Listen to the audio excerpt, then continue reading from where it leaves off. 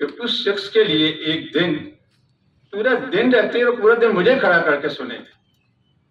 تو میں میرے خیال ہے سارا دن ہی تھکوں گا اس کی باتیں بتاتے ہوئے، سناتے ہوئے، اور وہ باتیں جو شاید ڈاکٹر دینا بھی نہیں جانتے۔ وہ دوستوں کے دوست تھے، یاروں کے یار تھے، سخیوں کے سخی تھے، اور اپنے زمانے کا ولی تھا، درویش تھا۔ آپ کی وہ تصویر دیکھیں، اس ملک کے لیے گجرانوالہ میں بیٹھے ہوئے فور مین کے پاس 3 دن تک وہ ایسی کپ میں چائے پیتا رہا جو میرے خیال آپ میں سے کوئی برانڈ روڈ پہ بیٹھ کر نہیں پینا پسند کرتا، بیٹھا رہا وہاں، رات دن جاگتے رہے، اور وہ جب بنا تو اس کی خوشی کی انتہا نہیں تھی، کیونکہ کوئی بھی دنیا میں اس کو قرضہ نہیں دے رہا تھا۔ تو یہ نیشنلزم جو ہمیں دے گئے ہیں ڈاکٹر صاحب، میں تو اس تمغے کی عزت و درکنار،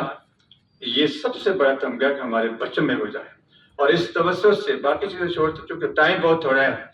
تو میری 3 درخواستیں ہیں، ریکویسٹ ہیں، ہمبل ریکویسٹ۔ ایک آئی پی سے، ایک ڈاکٹر ڈینا سے، ریکویسٹ ہر حال سے، اور تیسری اللہ میاں سے۔ ان کا اس نیشنلزم کا جذبہ ہم کیسے اسکولوں میں، کالجوں میں، یونیورسٹیوں میں، لوگوں میں، دیہاتوں میں کیسے پہنچا سکتے ہیں؟ میں نے بڑا اس کے اوپر اسٹڈی کی ہے، بہت پرانی بات ہے۔ اس میں چائنا اور جاپان بہت آگے،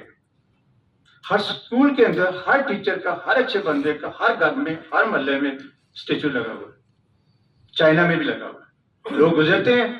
ان کو بچے، اب آنے والے دور، میں 76 کا ہو گیا، ڈاکٹر صاحب 1936 میں پیدا ہو گئے، میں 1950 میں پیدا ہوا، آنے والے لوگوں کو کون بتائے گا؟ اور ڈاکٹر قدیر ایک انجینئر تھا،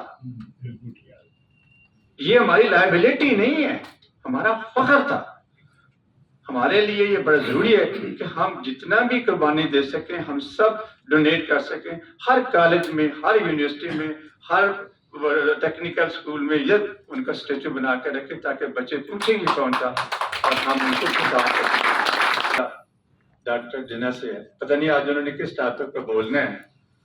ڈاکٹر صاحب سے ان کی بہت ساری باتیں بچوں کی، بیٹیوں کی سنی ہے، کیونکہ ڈاکٹر صاحب کو بیٹا بیٹیاں تھیں، بیگم صاحبہ کے متعلق بھی وہ کافی، ہمیں جب علی گڑھ آتے تھے ہمارے اسکول میں تو بیٹھے کافی دیر تک باتیں کرتے رہتے، لوگ لنچ کر کے چلے جاتے تھے۔ تو یہ 2 4 5 منٹ ان کی زندگی پر بولے، گھر میں کیسے تھے وہ، ان کے ساتھ کیا سلوک تھا ان کا، بیگم صاحبہ کے ساتھ کیا ڈیل ہوتا تھا، لوگوں کے متعلق کیا سوچتے تھے، کھاتے کیسے تھے، سوتے کیسے تھے۔ یہ ہمارے لیے ایک بہت بڑی ایک